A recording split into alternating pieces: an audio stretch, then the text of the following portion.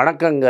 இந்த விலைவாசிய பத்தி கொஞ்சம் பேசலாம் அப்படின்னு நான் சொன்னேன். நம்ம ஊர்லயும் சரி, அமெரிக்காலயும் சொல்லி கவர்மெண்ட் சொல்ற ஃபிகர்ல கரெக்ட்டா விலைவாசி கண்டுபிடிக்க முடியாதுன்னு உங்களுக்கு சொல்றேன். இது எப்படி போன வருஷம் வரைக்கும், இந்த வருஷமும் இருக்கும்னு நான் பார்க்கல. அதனால இந்த வருஷம் இருக்குன்னு நான் சொல்லல. போன வருஷம் வரைக்கும் ரீட்டெயில் பாஸ்கெட்ல ஆடியோ கேசட்டுக்கு ரேட்டு ஏறல. அதனால விலைவாசி ஏறல. சிடிக்கு விலைவாசி ஏறல. அதனால விலைவாசி ஏறலன்னு நம்ம கவர்மெண்ட் சொல்லிட்டு இருந்துச்சு. யாராவது ஆடியோ கேசட் வாங்குறீங்களான்னு நான் கேட்பேன். யாருமே கையை தூக்க மாட்டாங்க. யாராவது இன்னைக்கு சிடி திருட்டு சிடி வாங்குறீங்களான்னு கேட்பேன். எவனும் கை தூக்க மாட்டான். அப்போ எப்படி விலைவாசி ஏறாது இல்லை, விலைவாசி குறையும்ல. இது மாதிரி தான் எல்லா கவர்மெண்ட்டும் செய்யும், அமெரிக்கன் கவர்மெண்ட்டும் செய்யும். இந்த வீடியோ ஃபுல்லாக அமெரிக்கன் கவர்மெண்ட்டை பற்றி, ஏன்னா உங்களுக்கு புரியறதுக்காக. இது நீங்கள் காங்கிரஸை திட்டிட்டீங்க, பிஜேபியை திட்டிட்டீங்கன்னு சொல்லாமல் உங்களுக்கு கான்செப்டை புரிய வைக்கிறேன். அமெரிக்காவில் கன்சியூமர் ப்ரைஸ் இன்ஃப்ளேஷன் குறைஞ்சிடுச்சு அப்படின்னு கத்திட்டு இருக்கிறாங்க. ஆனால் ஒரு இண்டெக்ஸை ஒரு பெரிய பேப்பர், கமர்ஷியல் பேப்பர் ஒருத்தர் ரெடி பண்ணாங்க. இந்தியாவில் அதை மேகசின்னு சொல்லுவோம். அந்த மேகசின் பேர் எக்கனாமிஸ்ட் அப்படின்னு பேர். அவங்க என்ன தயார் பண்ணாங்கன்னா, பிக் மேக் இன்ஃப்ளேஷன் அப்படின்னு ஒன்று கண்டுபிடிச்சாங்க. ஏன்னா ஆக்சுவலாக எல்லா ஊர்லேயும் விலைவாசி ஏறுதா இல்லையான்னு நம்மளுக்கு தெரியல. கவர்மெண்ட் ஒன்று சொல்லுதுடா. அதனால் உண்மையை எப்படி கண்டுபிடிக்கிறதுன்னு அந்த பேப்பரில் இருக்கிற பெரிய நிபுணர், அந்த பேப்பர் ஃபுல்லாக பொருளாதார நிபுணர் தான். இந்த நிபுணர்கள்லாம் உட்காந்து மண்டையை சொரிஞ்சு ஒரு ஐடியா போட்டாங்க. நம்ம டீமில் ஆல்பின் இருக்கிறார்ல, அது மாதிரி என்ன பண்ணாங்க, ஒரே ப்ராடக்ட், யூனிஃபார்ம் ப்ராடக்ட் இந்தியா உலகம் ஃபுல்லாக இருக்கணும். அதோட விலை எப்படி இருக்குன்னு பார்த்து, அதோட விலை ஏறினா கன்சியூமர் ப்ரைஸ் விலை ஏறிடுச்சு, அது விலை இறங்கிடுச்சுன்னா கன்சியூமர் ப்ரைஸ் விலை இறங்கிடுச்சு அப்படின்னு ஒரு முடிவு பண்ணாங்க. அதுக்கு பேர் பிக் மேக் தியரி அப்படின்னு மாறிடுச்சு. அப்படின்னா என்னென்னா, உலகத்தில் 140 நாட்டில் இந்த மெக்டானல்ட்ஸ் பையன் இருக்கிறான். இந்த மெக்டானல்ட்ஸ் என்ன பண்ணுறான், இந்த பர்கருங்கிறது காமன். இந்தியாவில் மட்டும்தான் அது வெஜ் பர்கர், மற்ற எல்லா இடத்துலையும் பீஃப் பர்கர். ஏன்னா இந்தியாவில் பீஃப் சாப்பிட்டா பாவம் இல்லை. அதனால மகாராஜான்னு ஒரு பர்கர் இருக்குது, இந்தியாவில் மட்டும் அதை சப்ஸ்டியூட் பண்ணிக்கிட்டாங்க. இந்த பர்கர் விலை ஏறிட்டுனா இன்ஃப்ளேஷன் ஏறிடுச்சு, இந்த பர்கர் விலை இறங்கிடுச்சுன்னா இன்ஃப்ளேஷன் இறங்கிடுச்சு. எக்கனாமிக்ஸ் பேப்பர் மேகசீனை வாங்கி கடைசியில் பிக் மேக் இண்டெக்ஸை பார்த்தீங்கன்னா உங்கள் ஊரில் இன்ஃப்ளேஷன் எந்த ரேட்டில் இருக்குதுன்னு உங்களுக்கு தெளிவாக தெரியும். நம்ம அதை பற்றி பேசினோன்னு வைங்க, இவன் வெளிநாட்டு சதி அப்படின்வாங்க. நம்ம கேசட் வச்சதெல்லாம் பேச மாட்டோம். எனிவே, அதனால் இது ஒரு பிபிபி அப்படிங்கிற ஒரு கான்செப்டை யூஸ் பண்ணுறது, பர்ச்சேசிங் பவர் பேரிட்டி. அதாவது நம்ம போய் பேங்க்கில் $1 கொடுத்தோன்னா நம்மளுக்கு 83 ரூபா கொடுப்போம். நான் வினோதோட மணி பேச்சில் வீடியோ பண்ணியிருந்தேன், ட்ரேடர் வினோதோட. அவன் அண்ணன் அமெரிக்காவில் இருக்கிறதுனால, நீ ஒன்றும் தோற்று போயிடலடா ராசா, நீ ஒன்னனோட பெட்டராக இருக்க அப்படின்னு. எப்படி சார்னு கேட்டான். $1 அவன் வாங்குகிற பொருள் இங்கே 26 ரூபா கிடச்சி வாங்கிடலாம் நீ.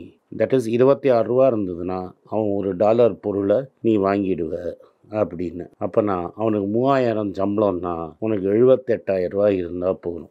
அவனுக்கு $5 லட்ச ரூபா, $5,000 சம்பளம்னா உனக்கு 1,4 லட்ச ரூபா சம்பளம் இருந்தால் போதும். இங்கே அந்த 1,4 லட்ச ரூபா வச்சு நீ ராஜா மாதிரி இருக்கலாம். 5,000 ரூபாய்க்கு அவனால் ராஜா மாதிரி இருக்க முடியாதுடா, லோவர் மிடில் கிளாஸ் எக்ஸ்டென்ஷனில் தான்டா இருப்பான் அப்படின்னு சொன்னேன். அதே மாதிரி நம்ம ட்ரேடர் மாதிரி ராணிப்பேட் பக்கத்தில் ஒரு கிராமத்தில் இருக்கிறதுனால அந்த 1,4 லட்ச ரூபா 2 லட்ச ரூபா மாதிரி சம்பளம் அவர் ஒத்துக்கிட்டார். அதுதான் பர்ச்சேசிங் பவர் பேரிட்டி.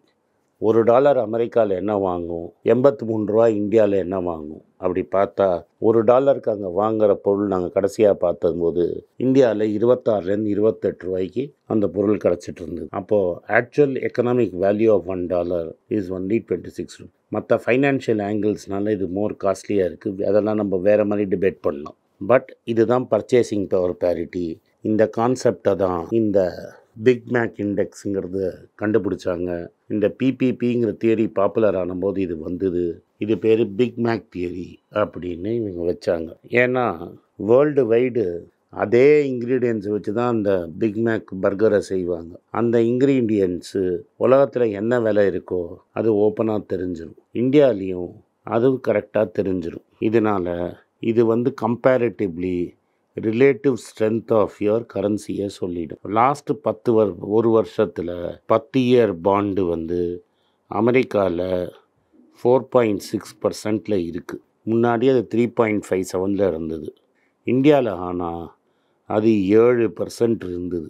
எது 7% ஆவரேஜாக இருக்குது. இப்போ 7.21 இருக்குது. 7% ஆவரேஜ் வித்தா spread, that is difference between Indian பாண்டும் அமெரிக்கன் பாண்டும் இன்றைக்கி 2.4% ஆயிடுச்சு. இல்லாட்டா நீங்கள் 2.6ன்னு வச்சுக்கோங்க. ஆனால் 3.5% இருக்கிறச்ச ஸ்ப்ரெட்டு 3.5% இருந்தது. ஸோ இந்த 2.6 ஸ்ப்ரெட்டு வந்து ரொம்ப கம்மியாக இருக்குது. எஃப்ஐஐஸுக்கு தெரியும் ரூபாவோட வேல்யூ கீழே விழுன்னு.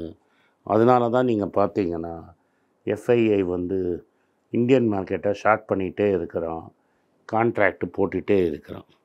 இவங்க என்ன சொல்கிறாங்கன்னா, ஐயா சாமி, கவர்மெண்ட் சொல்கிற ஃபிகரு அமெரிக்காலேயும் தப்பு, இங்கேயும் தப்பு. இதை தான் நாங்களும் சொல்கிறோம். பொன்னி அரிசி 45 ரூபா விற்றுட்டு இருந்தது, 92 ரூபாய்க்கு விற்குதுன்னா 5 வருஷத்தில் இன்ஃப்ளேஷன் 17-18% சார். 7%, 6%, 5%லாம் கிடையாது.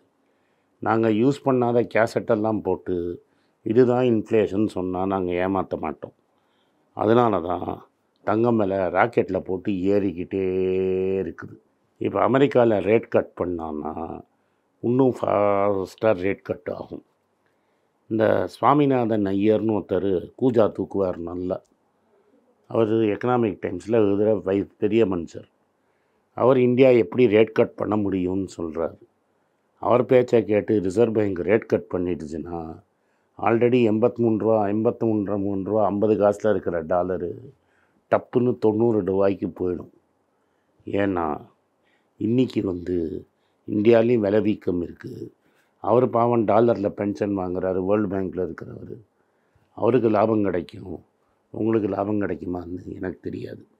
அதனால் இந்த மார்ச் வரைக்கும் ஒரு மாதிரி இருந்தது. டிசம்பர் 23லேருந்து மார்ச் 24 வரைக்கும் ஃபாரின் இன்வெஸ்டர் 1,61,000 கோடி போட்டான். ஆனால் மார்ச் கடைசியிலேருந்து இன்றைக்கி வரைக்கும் இது நெகட்டிவாக போயிடுச்சு. பணத்தை வெளில எடுத்துகிட்டு போகிறான். மியூச்சுவல் ஃபண்ட்ஸு தைரியமாக மார்க்கெட்டை மேலே வச்சுருக்காங்க. இதனால் இந்த சிபிஐங்கிறது குறையலைங்கிறத பிக்மேக் இண்டெக்ஸ் சொல்லுது. அமெரிக்காவில் இப்போ உண்மையை ஒத்துக்க ஆரம்பிச்சிருக்கிறாங்க. 3 வாட்டி ரேட் கட் பண்ணுவேன், 5 வாட்டி ரேட் கட்டுன்னு இயர் பிகினிங்கில் சொன்னாங்க. அதை 4 ஆக்கினாங்க, 3 ஆக்கினாங்க, 2 ஆக்கிட்டாங்க. இன்றைக்கி 5 பேரில் ஒருத்தன் என்ன சொல்கிறான்னா ரேட்டு இன்னும் ஏறுங்கிறான். இந்த சமயத்தில் இந்தியா வந்து ரேட் கட் பண்ணாங்கன்னா அதிபாதாளத்துக்கு மார்க்கெட் விழுந்துடும். சக்தி ரேட் கட் பண்ணாமல் இருக்கிறதே நாட்டுக்கு நல்லது. நன்றி, வணக்கம். உங்களுக்கெல்லாம் தெரியும், ரீசெண்டாக மீடியாவில் பார்த்துருப்பீங்க, ஏன்னா தமிழ்நாடு காங்கிரஸ் கமிட்டி ஊடக பிரிவு தலைவராக அப்பாயிண்ட் பண்ணியிருக்காங்க.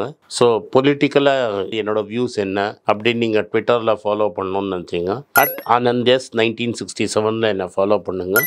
என்னோட real original ID Twitter ID for politics அதுதான். ஸோ பாலிட்டிக்ஸ் சம்மந்தப்பட்ட என்னோட எல்லா ஒப்பீனியன்ஸ், வியூஸ் எல்லாமே அதில் வரும். அதில் ஃபாலோ பண்ணுங்கள். நன்றி, வணக்கம்.